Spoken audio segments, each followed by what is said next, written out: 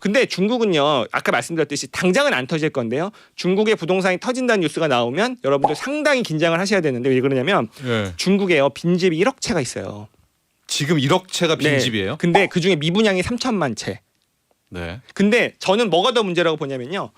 주인이 있는 7천만 채가 더 문제라고 봅니다. 아, 그게 또 빚 부실화돼 있군요. 왜냐하면 중국은요. 집을 주식처럼 사는 거예요. 투자 수단으로. 네. 그래서 그거를 일부러 임차를 안 놔요. 네. 그래서 그 안 놓고 그냥 어차피 오를 거니까 산 겁니다. 네. 근데 만약에 집값이 빠지면 어떻게 되겠죠? 다 매물이죠, 이거는. 그렇죠. 거긴 또 전세 이런 것도 없잖아요. 없어요. 네. 그래서 다 매물이 빠르게 매물화될 수 있기 때문에 중국은요 한 번도 지금까지 집값에 대한 조정다운 조정을 겪은 적이 없는데 앞으로도 그게 나오면 안 되는 나라입니다. 103.5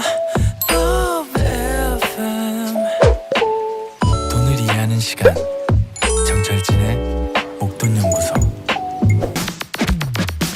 41년 만에 최악의 물가 상승률, 변동성 극심한 기록적인 하락장. 자, 이제 바닥인가? 반등할 수 있을까? FOMC를 앞두고 글로벌 증시를 전망해 봅니다. 특집 글로벌 증시 연구소 미래에셋 반포 WM 장혜성 지점장과 함께 이야기 나눠봅니다.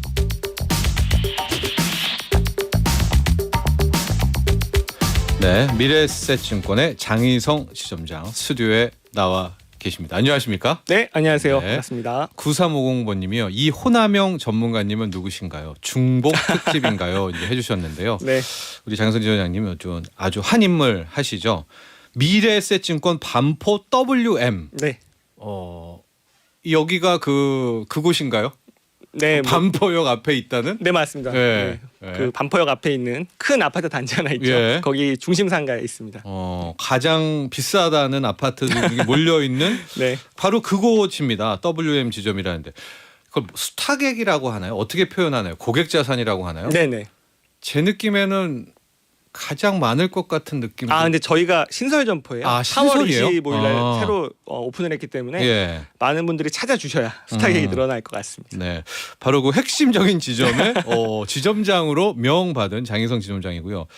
과거에는요, 한 진짜 10년, 20년 전에는 어떤 이런 증권사의 지점장 분들이 영업력이 훨씬 더 중요하고 셌잖아요. 네, 네. 근데 요즘은 증권사 지점장님들이 거의 애널리스트급입니다. 이게 좀 뭐가 있나요? 이렇게 좀 바뀌게 된 그게? 그러니까 아까 말씀하신 대로 영업력이 중요한데요. 네, 과거랑 달라지신 게 그 고객분들이 상당히 똑똑해지셨죠. 그렇죠. 그러니까 애널리스트까지는 아니더라도 네, 그 정도의 그런 전문 지식이 없으면 네, 영업력을 갖추기 어려운 시대가 된 거고요. 그거는 우리 투자자분들이 굉장히 성숙해졌고 굉장히 수준이 높아지셨기 때문에 예, 생긴 일이죠. 그렇습니다. 그러니까 더 수준 높은 고객분들의 이걸 받아오려면 그렇죠. 투자를 받아오려면 네, 진짜 장희성 애널리스트입니다.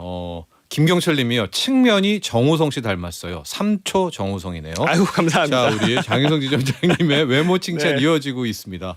조금 전엔 여의도 성시경 다녀가셨고요. 지금은 여의도의 정우성님, 반포의 정우성이죠. 반포 정우성 오셨습니다. 자, 장희성 지점장과 함께 글로벌 특집입니다. 그렇기 네. 때문에 이제 글로벌 주식시장 또 흐름 또 유망 섹터까지도 오늘 함께 네. 보도록 하고 아마도 이제 오히려 애널리스트 분들과 더 현실적인 이야기를 해주실 것 같아요. 왜냐하면 장혜정 지점장은 고객을 네. 바로 앞서서 이제 상대를 하시니까요. 맞습니다. 단도직입적으로 이 질문부터 던지겠습니다. 세계 주식시장 코스피도 포함이겠죠. 네, 바닥을 쳤다? 네. 예스 or 노? 저는 쳤다. 아, 쳤다. 네, 강하게 쳤다고 보고 강하게 있습니다. 쳤다. 네. 왜요? 네. 일단 그 바닥이 그렇다면 쳤으면 언제 나왔는지 좀 말씀드려볼게요. 그럴게요. 예. 제일 늦게 친 게 코스피 코스닥이에요. 7월 네. 7월 4일 날 네. 쳤고요. 그때부터 코스피는 한 6%, 그리고 코스닥은 한 10% 정도 이제 반등을 했습니다. 예. 미국은 6월 17일 날 바닥을 찍었거든요. 네. 나스닥은 좀 하루 빨리 6월 16일에 찍었는데 예. 뭐 한 10% 내외 좀 반등이 있었습니다. 제일 먼저 바닥을 찍은 데는 중국 증시인데요. 예. 여기는 4월 27일 날 찍었어요. 아, 그래서 예. 반등이 이미 꽤 나왔고 오히려 7월 1일에 어느 정도 반등이 마무리되고 조금 조정을 받고 있는 그런 국면이라고 볼 수 있습니다. 그럼 왜 바닥을 찍었다고 확신을 하냐? 이게 그렇죠. 증시에는 마법의 단어가 두 가지가 있는데요. 예. 하나는 선반영, 네. 그리고 뭐든지 설명이 되는 거 선반영, 그리고 두 번째는 피크아웃입니다. 네. 그러니까 사실 지금부터 경기는 좀 나빠지겠죠. 안 좋은 뉴스는 계속 나올 거예요. 경기 침체일 수도 있고요. 그렇죠. 네. 그런데 뭐든지 좋은 뉴스가 나올 때부터 빠지기 시작을 했죠. 예. 그러니까 증시는 항상 빠르면 6개월, 요새는 더 앞서가는 것 같아요. 예. 항상 앞서갑니다. 이게 예. 선반영이죠. 네. 나쁜 킹반영이라고 하죠. 킹반영이죠. 예.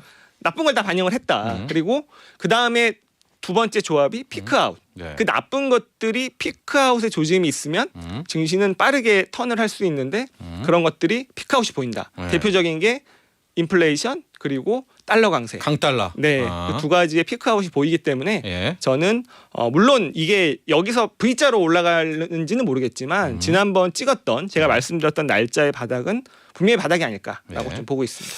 자, 정리를 하면 우리 장혜성 지점장은 바닥 쳤다. 네. 그러니까 지금 나온 요 살짝 상승이 데드캣 바운스는 아니라는 거죠. 여기서 네네. 바로 픽 되는 건 아니다. 네, 미니멈 베어마켓 랠리 혹은 그렇죠. 그 이상이다 네. 했고 그 이유 중에 하나는 1번 선반영. 즉 악재들은 이 바닥 나왔을 때가 다 반영된 거고 네, 두 번째가 정점을 찍었는데 첫 번째 정점이 인플레이션 정점 나왔다. 네. 달러 강세 정점 나왔다. 이게 핵심 내용인데요. 세부적으로 들어가 보겠습니다. 정말 인플레이션의 정점이 나왔나요? 이걸 어떻게 알죠? 일단 그 6월에서 7월로 넘어오면서 예. 그 인플레이션 중에서도 우리를 괴롭혔던 게 두 가지가 있죠. 국제유가. 하나는 국제유가 네. 그리고 하나는 곡물 가격인데 네. 왜냐하면 일반적인 상품 가격은 이미 많이 이제 피크아웃하고 떨어지기 시작을 했습니다. 왜냐하면 네. 그 월마트나 타겟 이런 데서 네. 재고가 너무 많아졌다는 얘기를 하고 있어요. 네. 이제 아마 하반기에 미국은 폭탄 세일을 보시게 될 거예요. 이미 그렇죠. 재고가 없어서 문제였었죠. 공급망 예, 이슈 때문에. 예. 그게 그러다 보니까 무리해서 발주를 하게 되고 그게 쌓였는데 이제 안 팔려요. 그래서 폭탄 세일을 할 거기 때문에 그 물가는 잡혔는데 그런데 이제 원자재가 안 잡혔죠. 전쟁으로 인해서. 예. 근데 유가가 어쨌든 6월에 또 $120 WTI 기준으로 한번 찍었었는데 네. 지금 $100 밑으로 내려왔고요.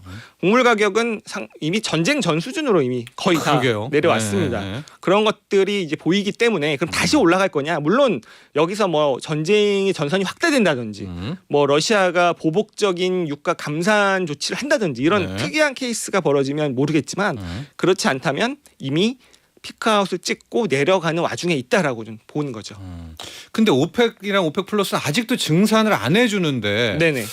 이게 좀 변수가 되지 않을까요? 8월 3일 날 오펙 플러스 회의가 있어요. 예. 그걸 좀 봐야 될 것 같습니다. 왜냐하면 또 여러분들이 바이든이 빈살만 만나러 사우디에 갔는데 왜 증산 발표 없느냐? 네. 그래서 뭐 없다는 식으로 언론 보도는 다 나와 버렸어요. 네. 만약에 그러니까 있었는지 없었는지는 까봐야 되지만 모르죠. 네. 근데 있었다 하더라도 음.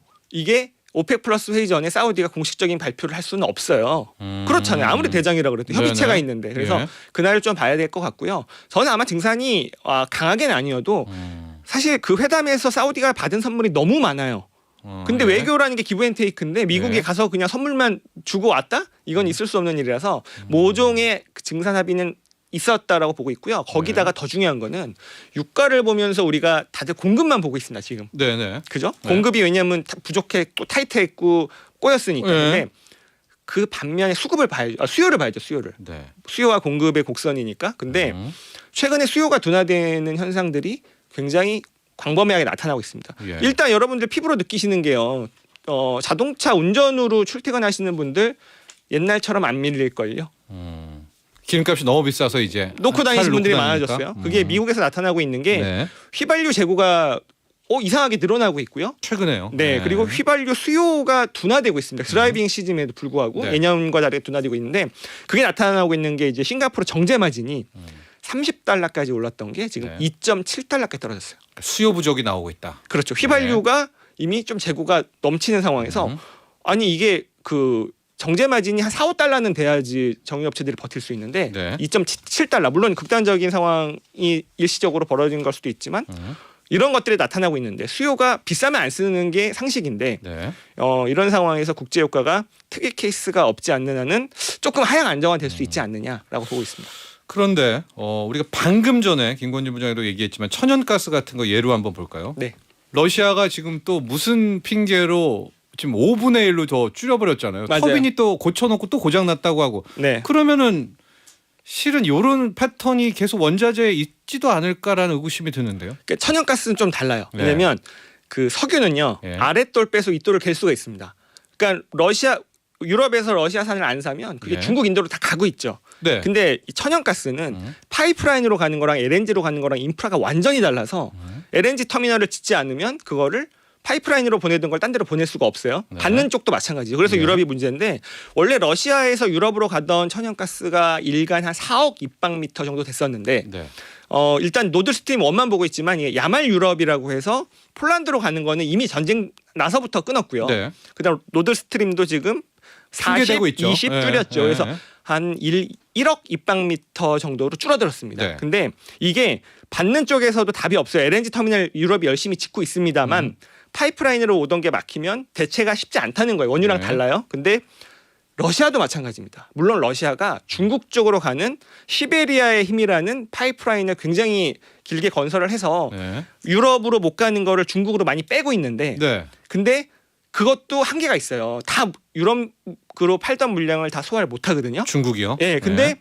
그렇다고 러시아가 LNG 터미널이 있는 게 아니어서 액화시켜서 보내야 되는데 못 팔아요. 네. 그러면 러시아가 그러니까 배에 못 실은다는 얘기죠. 그렇죠. 네. 액화를 시켜야 네. 되는데 네. 터미널이 네. 없으니까 파이프라인으로 가는 거는 네. 파이프라인으로만 가야 되는 겁니다. 근데 유럽으로 못 팔면은 단골 고객을 잃게 되는 건데 지금 유럽은 뭐 카타르나 미국, 서아프리카의 네. LNG를 받기 위한 인프라를 만들고 있고 노르웨이나 그다음에 아제르바이잔으로부터 파이프라인으로 받는 걸 늘리고 있어요. 또 배로도 받는다고 하죠. 네. 그렇죠. 네. LNG 터미널 짓고 네. 있습니다. 네. 그렇다면 러시아 입장에서도 이게 단기간은 무기가 될 수 있겠지만 중장기적으로는 고객을 다 잃게 되는 거라서 네. 위협적인 위협군은 날릴 수 있겠으나 결국에 완전히 끊지는 못할 것이다. 러시아도 손해가 그 막심합니다. 이거를 인도나 다른 데로 못 보내요. 중국 정도로만 중국도 북부 정도로만 보낼 수 있는 거기 때문에 좀 다른 네. 것 같습니다. 그래서 에너지 인플레도 이제 피크아웃 정점을 찍은 것 같다. 네. 곡물 쪽은 어때요? 이건 좀 간략하게 좀 해볼까요? 곡물은 지금 많이 떨어지긴 했어요, 솔직히. 이미 많이 떨어졌죠. 많이 떨어졌죠. 예. 마지막 네. 키가 그 우크라이나에서 수출을 못하고 항구에 있던 게 수출길이 열렸습니다. 네. 합의가 됐어요. 예. 한 27일 정도면은 이제 첫 배가 나갈 것이다라고 우크라이나에서 기대를 했고요. 그래서 그게 왜 중요하냐면 곡물 가격이 떨어졌지만 이 수출 물량이 나가서 우크라이나 농민들이 그 돈을 받아야 또 파종을 하고 농사를 지을 수 있거든요. 그렇죠. 예. 마지막 퍼즐이라고 보기 때문에 예. 이 부분도 역시 이미 하향 안정화된 게 다시 오르기는 좀 쉽지 않을 것 같다라고 보고 있습니다. 그제는 다시 폭격을 했다라고 하는데 또 어제 오늘 뉴스를 보니까 그 곡물 수출은 네. 예정대로 맞습니다. 예, 이게 그 배가 진행되고. 오고 갈 때만 공격을 중단하기로 합의를 한 거기 때문에 어. 그리고 또 그 또 곡물 터미널이 아니라 네. 무기고를 무기고를 때렸다. 쳤죠. 예, 그렇죠. 예. 자, 그래서 인플레이션은 정점 찍었다라는 이제 논거를 이야기해 주셨고요. 두 번째, 이거는 진짜 중요한 건데 투자를 함에 있어서 네. 달러 강세 네. 피크아웃 정점입니다. 네. 인덱스는 달러 인덱스는 꺾였다. 뭐 꺾인 걸로 일단 인정치더라도 원 달러는 꿈쩍도 안 하고 있는데 네. 왜 달러 강세도 이제 끝이다라고 보시는 거죠? 일단은 말씀드렸던 대로 달러 인덱스가 빠지는 건요. 달러 인덱스 구성 요소 중에 유로화가 57%예요. 네. 근데 유로화가 어쨌든 페리티 1달러 1유로가 깨질 뻔하다가 올라왔죠. 그러니까 그 달러 강세는 두 가지만 보시면 돼요. 일단 네. 그 말썽쟁이가 유로화랑 엔화인데요. 네. 유로화는 어쨌든 반등을 했습니다. 빅스텝을 ECB가 해줬어요. 네. 거기다가 TPI라고 하는 묘수까지 도가면서 네. 빅스텝을 했기 때문에 네. 유로화는 어쨌든 한 고비를 넘겼고요. 마지막 퍼즐 이제 엔화가 아직도 그 BOJ에서 구로다 총재가 버티고 있습니다. 네, 아직 네. 버티고 있는데 이 어기도 얼마나 더 버틸 수 있을까? 왜냐하면 그 버티기 위해서 일본 국채를 무제한 사들이는 돈이 너무 많이 늘어났어요. 네. 그것도 한계가 있는 거죠. 그래서 이 두 개가 변화가 보인다면 일단 유로는 변화가 됐고요. 예. 그러면은 달러 강세가 피크아웃을 일단 두 가지 퍼즐 중에 하나는 맞춰졌다고 보기 때문에 여기서 추가로 강세로 가기는 좀 어렵다. 네. 그래서 원달러 환율도 물론 그 유로화가 이렇게 다시 반등하는 것만큼 못 따라오곤 있지만 지금요. 예. 네, 이것도 뭔가 간당간당하다. 트리거가 몇 개만 더 얹어지면 네. 네. 쭉 빠질 수도 있다고 보거든요. 네. 근데 그게 그런 증시 상승하고 맞물려서 나올 건데 뭔가 간당간당하게 증시는 오를 만한 재료, 그런 환율은 떨어질 만한 재료들이 있긴 있어요. 네. 뭔가 촉매제라든지 예. 추가적인 재료가 몇 가지만 더해지면 될 것 같습니다. 그러니까 달러 인덱스는 꺾였고 유로화는 앞으로 지속적으로 버텨준다. 뭐 옛날처럼 약세는 아니다. 그렇죠. 일단 페리티가 네. 깨지는 건 막아준 것 같아요. 빅스텝으로요. 그리고 원 달러가 지금 안 꺾이는 건 왜 안 꺾이는 건지는 좀 누구도 알 수 없지만 네, 한 순간에 떨어질 거다. 그럴 수 있다고 봅니다. 예. 외국인들이 지금 한 알게 모르게 한 6, 7거래일 동안에 지금 네. 사들이고 있거든요. 한국 주식을. 이거는 그러면 어떻게 보시는 거예요? 이것도 꽤 기조적이라고 보시겠네요. 일단 그 피크 아웃이 외국인들한테도 중요한 거는요. 예. 일단 원달러 환율이 싸기 때문에 지금 굉장히 싸게 들어올 수 있는 거죠. 그렇죠. 그리고 환차익도 먹겠죠. 그렇죠. 환차익을 먹기에 싸게 들어올 수 있는데 계속적으로 환율이 오르는 구간이면 못 들어옵니다. 예. 피크 아웃을 그들이 감지했다는 신호 중에 하나일 수도 있어요. 예. 왜냐하면 싸게는 샀는데 이게 더 빠질 것 같으면 못 들어오는데 네. 아 바닥은 찍었다라는 생각을 한다면 지금 들어와서 주식을 사서 주식이 안 올라도 네. 환차익만으로도 그렇죠. 먹고 나올 수 네, 있는 네. 정도의 환율이라 외국인들은 그런 의미에서 매수가 좀 이어지고 있지 않나 보고 있습니다. 우리가 앞선 코너에서 희망 회로를 좀 돌려봤는데요. 이제 화수에 7월 FMC가 있고 네. 목요일에 들어오겠죠, 그 재료가. 네. 불확실성 제거라는 어떤 그런 이벤트로 네. 목요일 날 1300 밑으로 내려올 수 있다 없다라고 보신다면 원달러 환율이 네. 그건 조건은 그건 것 같아요. 자이언트 스텝을 하고 0.75 하고 네, 거기서 남은 3번의 FOMC에 음. 어떤 그런 가이던스를 주느냐가 중요할 것 같은데요. 네. 의외로 지금 어쨌든 글쎄요. 요번은 아니고 다음 9월 FOMC일 수도 있는데 지금 이 물가가 떨어지고 있는 기대 인플레이션도 일단 꺾였잖아요. 네. 이거를 반영한다면 우리가 생각하는 앞으로 남은 3번의 이제 100bp 1%보다 적어질 수도 있다고 생각을 해요. 왜냐하면 다 내년에 내린다 하잖아요. 네. 올렸다 내릴 거 안 올리고 안 내리면 되는데 그렇죠. 물가만 떨어지면 그게 나오는 거거든요. 네. 그러면 조금 더 물가가 떨어져 준다면 그런 시그널이 나올 수 있고 아마도 물가가 떨어지고 있는 걸 우리가 보고 있다라는 말 한마디만 해도 약간 주식시장이나 그런 외환시장에서는 네. 굉장히 그걸 달러 의미 강세 있게 꺾이고 받아들일 네. 수는 있을 것 같습니다. 목요일 날 과연 이 희망적 전망이 맞아 떨어지기를 기대를 하면서 자 그러면은 우리 장선지 점장은 바닥 쳤다 하고 이제 바닥을 쳤으면 오를 일만 남는 게 주식시장의 생리 아니겠습니까? 네네. 뉴욕 증시도 있겠고 중국 증시도 있겠고 일본도 달리겠고 우리도 네. 달리겠습니다. 이제 다 달리는데 이 중에서 좀 나는 이 나라 중에서 그러니까 다 오른다고 쳐도 네. 여기를 좀 주목하고 싶다. 중국 쪽 이야기를 좀 하셨습니다. 네. 중국은 사실은 그 좀 반대예요. 왜냐하면 네. 이미 좀 그 반등이 먼저 먼저 쳤죠. 나왔고 네, 네. 그러면 약간 중국은 좀 쉴 타이밍이라고 보고 있고요. 예. 오히려. 근데 예. 중국에서 그동안 세게 반등이 나온 섹터를 보면 아이디어 나온다고 봐요.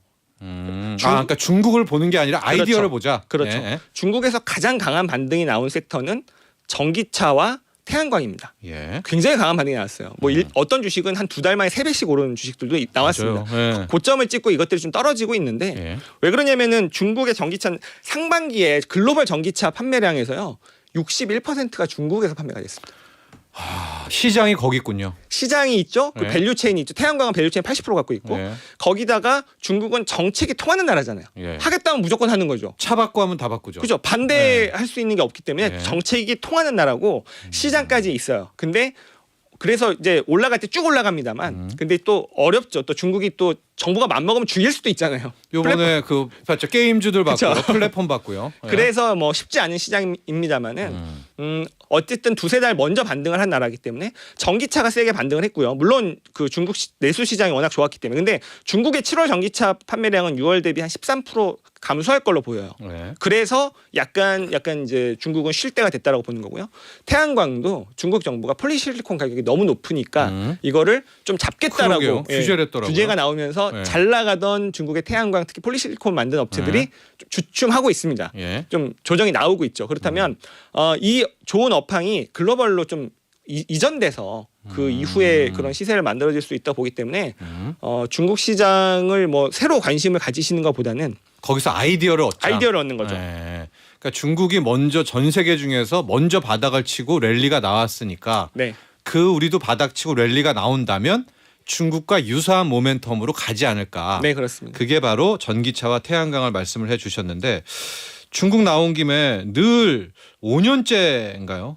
제가 보기에 한 6, 7년 늘 중국의 악재 중에 1번 네. 부동산 부실, 부동산 핵폭탄. 맞아요. 이거 끝난 거예요. 이거는 늘 있는 것 같은데 중국은. 엄청난 뇌관이고요. 네. 만약에 다음 전 세계적인 금융 위기가 온다면 저는 중국의 부동산의 부실이 터지면서 나온다고 보기 때문에 항상 주시하시고 계셔야 돼요. 근데 예.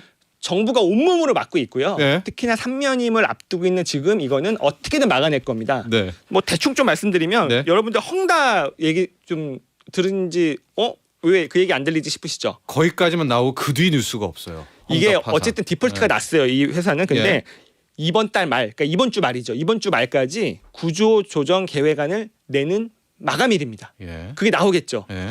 헝다가요 부채가 한 3천억 위안 정도 되는데 우리나라 돈으로 한 58조 원 정도 됩니다. 예. 이거 어떻게 할 거냐 이거죠. 예. 정부가 이걸 얼만큼 살려줄 거냐.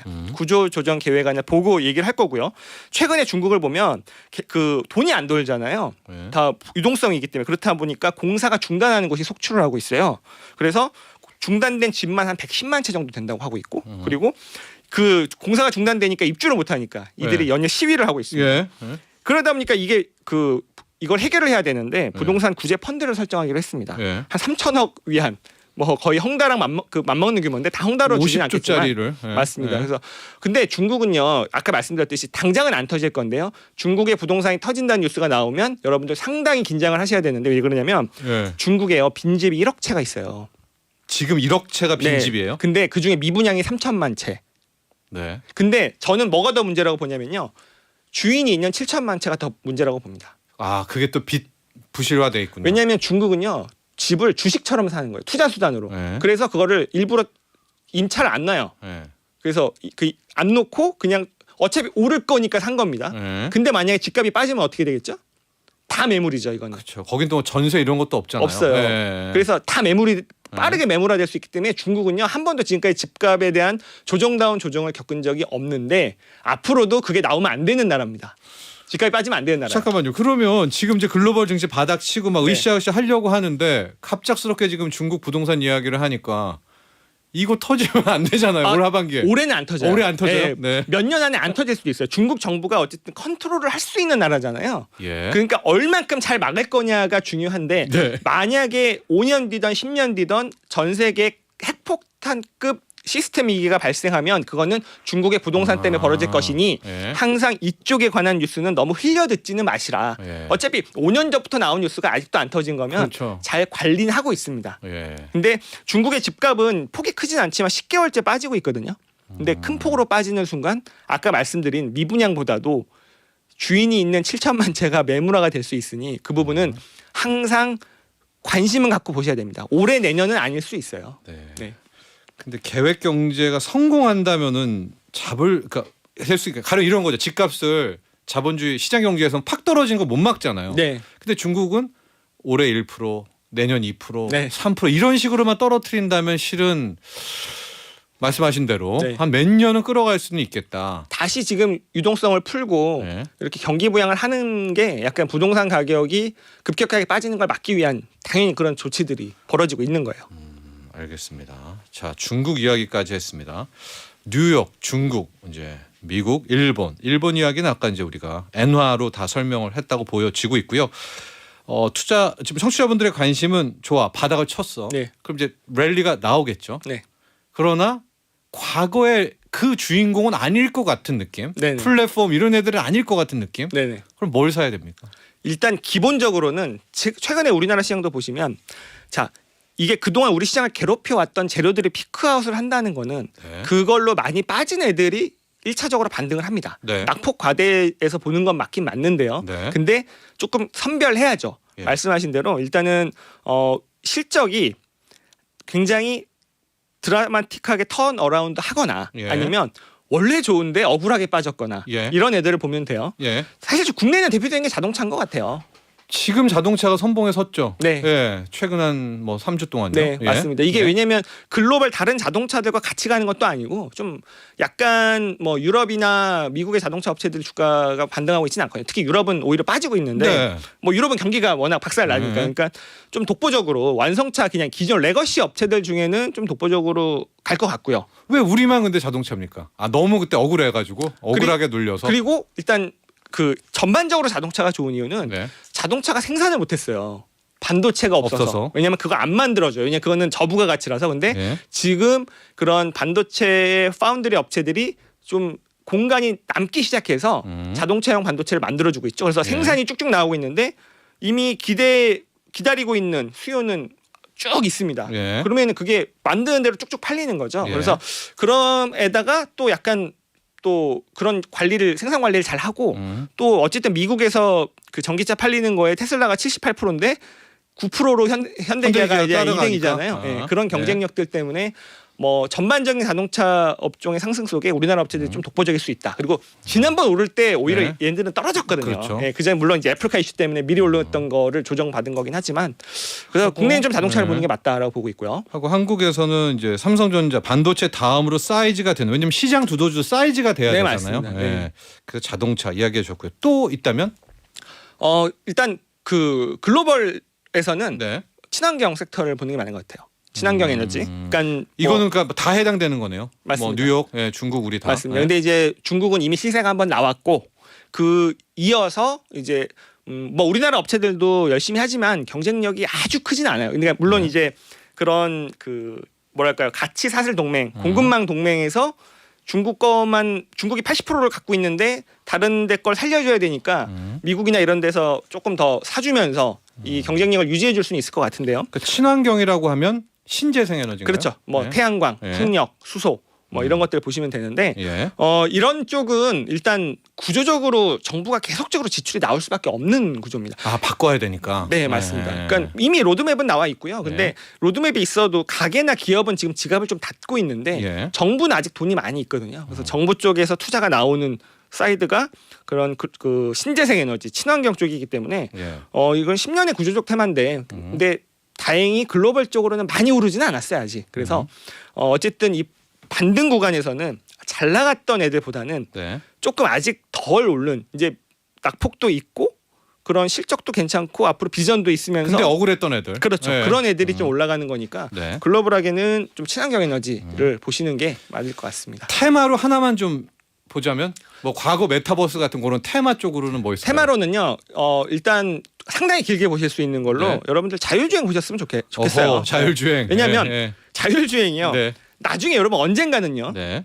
인간이 하는 운전이 불법이 될 거라고 봅니다. 저는. 네. 네. 위험해요. 아까도 말씀하셨죠. 음주운전. 네, 네. 그죠? 운전 부주의, 휴대폰 보죠. 그죠? 네. 전방 부주의 이런 것들 때문에 자율주행을 갈 수밖에 없는데 거기서 가장 이미 경쟁력을 벌려는 업체는 여러분 다 아시는 그 업체입니다. 네. 네, 그래서 테슬라. 네. 그래서 그 업체를 보시는 게 좀 맞다고 보고 있고요. 그래서 네. 가장 하나만 테마를 보면 자율주행. 자율주행이다. 네. 문은주님 긍정의 연설 힘이 납니다. 이희선님 우와 핵심 지점장님답게 명쾌하게 설명해 주셔서 찾아가서 거래하고 싶은 마음이 솟구칩니다 주셨습니다. 오늘 너무 감사하고요. 네, 감사합니다. 또 한 번 또 모시도록 하겠습니다. 자 지금까지 미래에셋 반포 WM 장희성 지점장과 함께했습니다. 감사합니다. 네, 감사합니다. 본 방송은 투자 판단을 위한 조언일 뿐 투자 결정과 결과에 대한 책임은 투자자 개인에게 있음을 알려드립니다. 정철진의 목돈 연구소